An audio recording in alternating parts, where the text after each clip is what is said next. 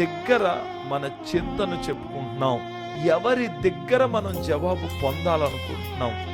ఈరోజు చాలా మంది మనుషుల దగ్గర ఎక్కువ ఏడుస్తున్నారు, మనుషుల దగ్గర చింతను చెప్పుకుంటున్నారు, మనుషుల దగ్గర తమ గోడును చెప్పుకుంటున్నారు. బైబిల్ గ్రంథంలో హన్నాను మీరు చూడండి. ఆమె దేవుని దగ్గరికి వెళ్ళి దేవుని మందిరంలో మూలుగులతో ఏడుస్తుంది. దైవజనుడికి కూడా తన బాధను చెప్పుకోలేదు. కొన్ని సందర్భాల్లో దైవజనుడికి చెప్పుకోవడం మంచిదే. దైవజనుడికి చెప్పుకోవడం అంటే దేవునికి చెప్పుకోవడమే. నేరుగా దేవుని మందిరంలోనికి వచ్చి మూలుగులతో ఏడుస్తున్నప్పుడు ఆమెకు దేవుడు గొప్ప జవాబిచ్చాడు.